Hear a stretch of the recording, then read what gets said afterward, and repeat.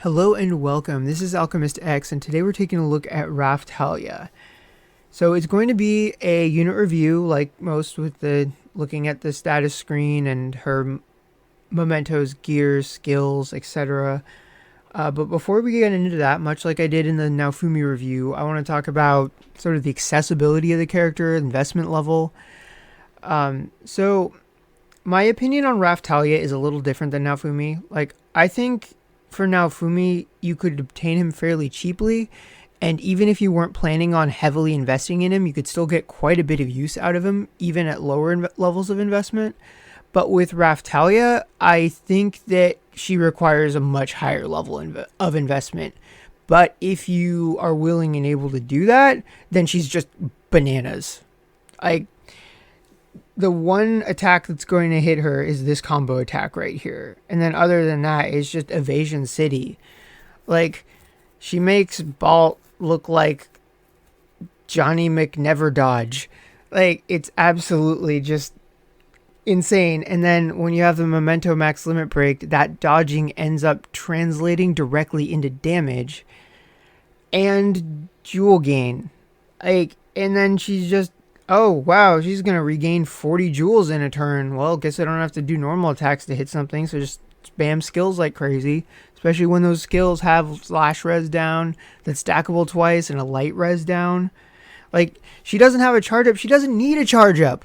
She just blasts stuff consistently. So yes, heavy investment, but also absurdly powerful.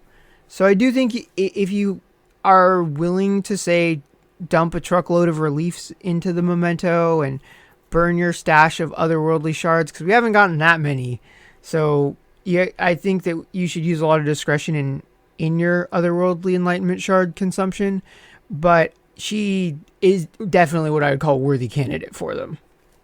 Unless you're like saving up for the eventual enlightenment of the god killers, something like that. Otherwise, yeah, she could definitely be a carry in your light element for some time. But yeah, so the collab is almost over, so there's not a lot of chances to get her. The Louise shop at this point would be your best bet, and just transmute her and then get the memento if you can spare it. If you can't, and you don't feel like investing in her, it's not that big of a deal. She's not the only unit in the world. Gacha games are always moving forward, so, she'll get power crept eventually. But it is worth noting that people do still use her in Japan, and that's pretty impressive. But yeah, so with that, let's go take a look at her status screen. Alright, and here we are at Raphtalia's screen.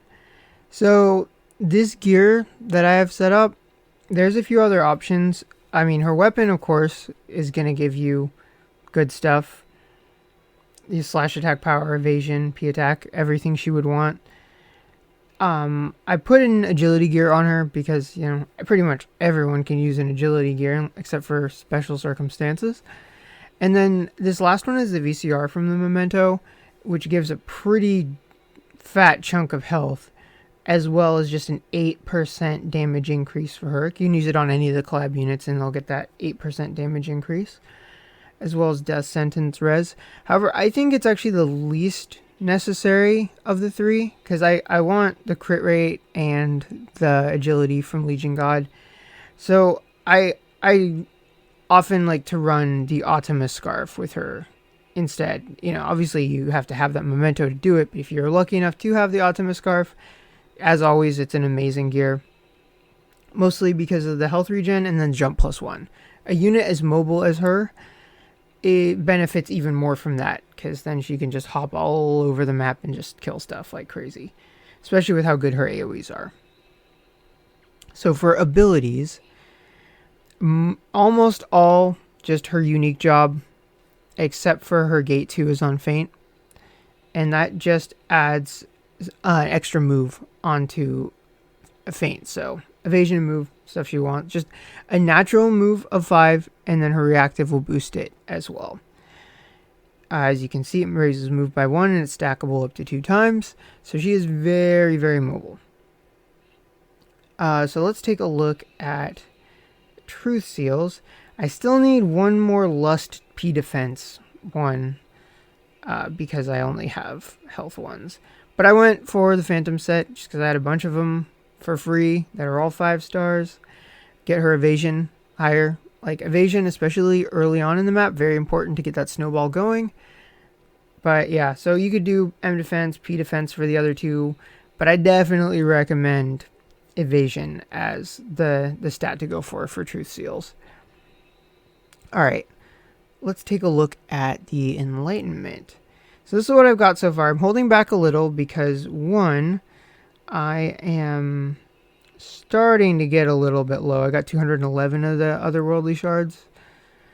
And I don't want to burn all of them. And it's my understanding we're going to get a selector, but it might not happen until after the collab is over for 25 shards. So I'd like to not get her completely capped out.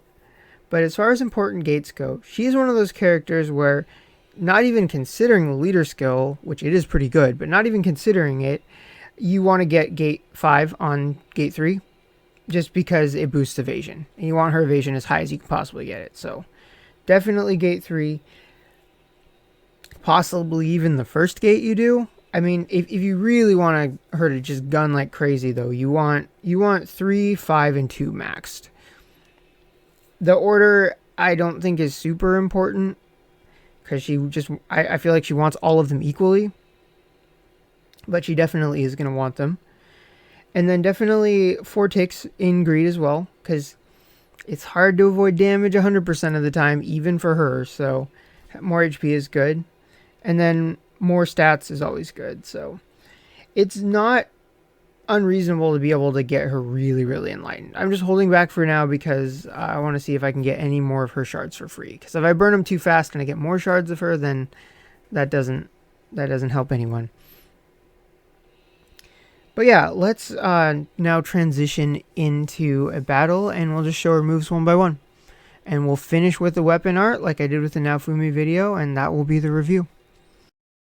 Okay, one quick note before the skill showcase. I forgot to mention what her gate 5 does on the early slash move. It makes it stackable. So without gate 5, you can only lower slash res once, but with gate 5, you can do it twice. Not insane, but it also increases the modifier of the move as well. So I think it's really, really good, especially against really, really strong opponents. Okay, let's continue with the move showcase. Alright, so let's start this battle. This is the level where you farm her sword. Figured the level is meant for her, so might as well show her off there. So I'm going to just do her moves one by one. It's going to jump cut around a little bit because, you know, we don't need to see all the enemy turns. We already know she dodges a lot. So, yeah, so first up is all first hiding. This is a good move to use right at the start of a battle because it's going to give her a slash attack power buff, as well as it also raise evasion on allies wherever she lands. But it's good because this buff is going to last until she gets hit by 3 attacks. And given how dodgy she is, that may never happen.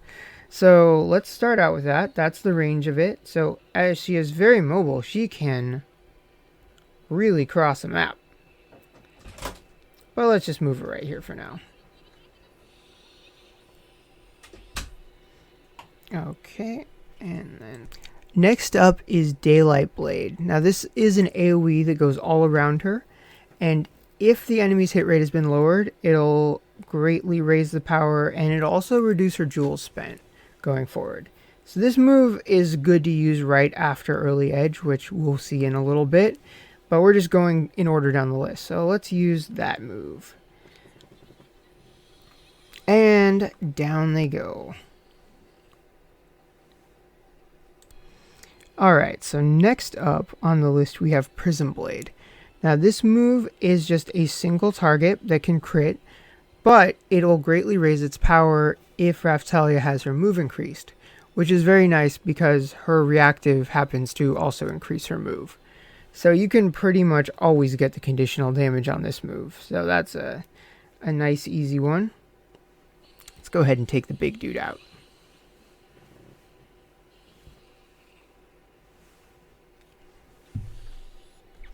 And next up we have what I would consider her big nuking ability.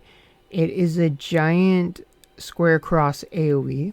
It'll do 3 hits of slash attack that can crit, and it'll lower slash res and hit rate, and it's stackable 2 times. So yeah, this move is crazy awesome. So let's see who we can hit with it.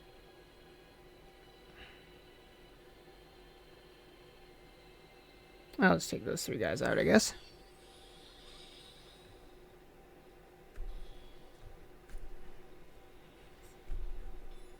And next up we have First Light, which this move is going to inflict a powerful blind on enemies in the area, and it'll lower light res for 3 turns.